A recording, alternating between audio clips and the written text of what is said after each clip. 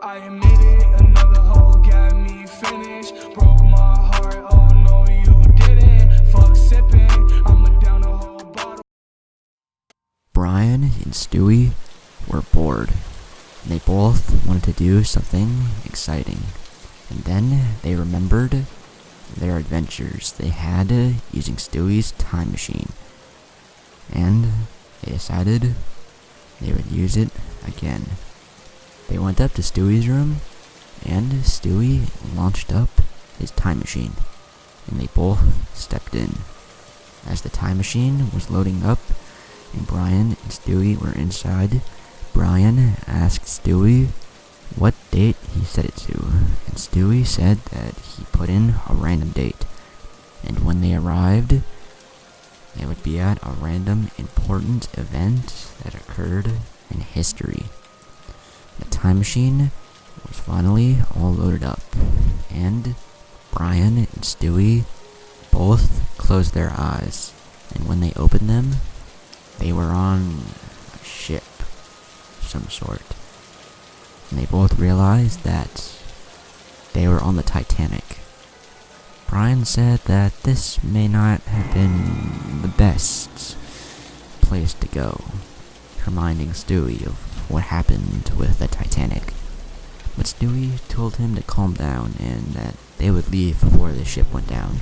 But for now, they were going to enjoy the ship's activities. So, Brian and Stewie went their separate ways to enjoy different things on the ship.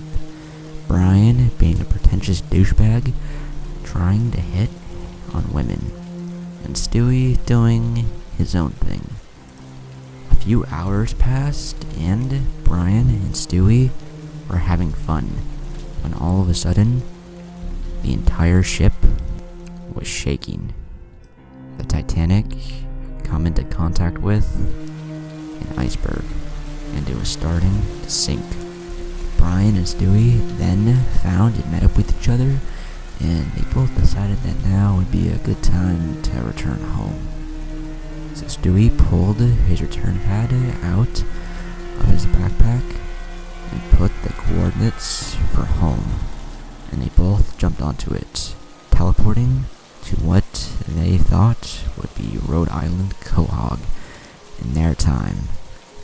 But they were mistaken, and then they were dropped into another random point in history. A portal opened and Brian and Stewie fell onto a cliff.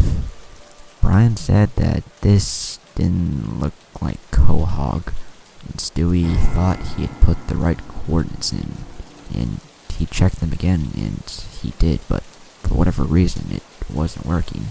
Stewie looked around and realized where they were. They were at the Battle of Thermopylae, where 300 Spartans fought against 20,000 Persians.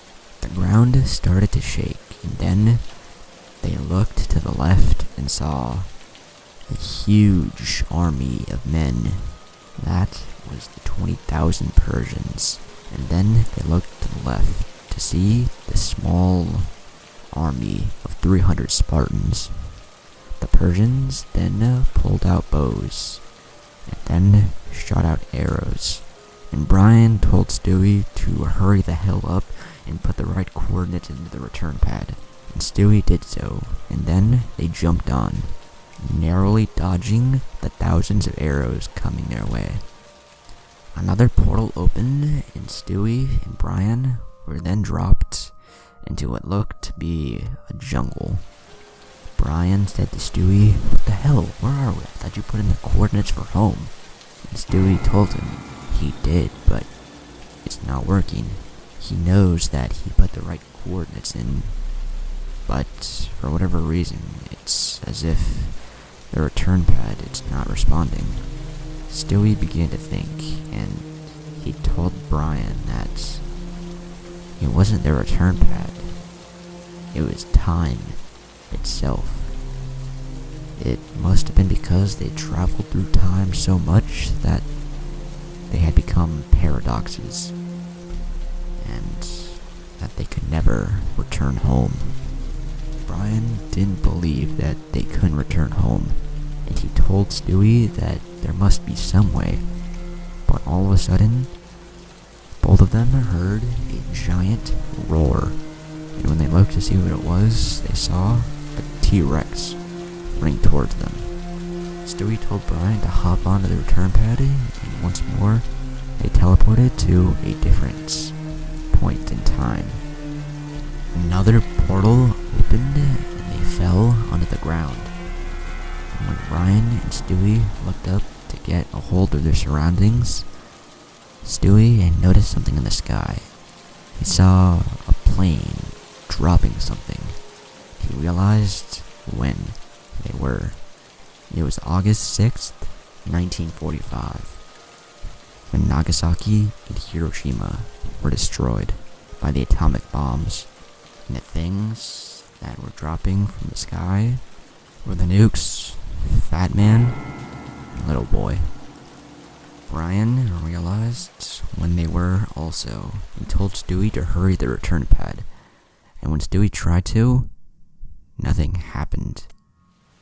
And he told Brian that the return pad wasn't working. Stewie told Brian the batteries were fine, but for whatever reason, it just wasn't working.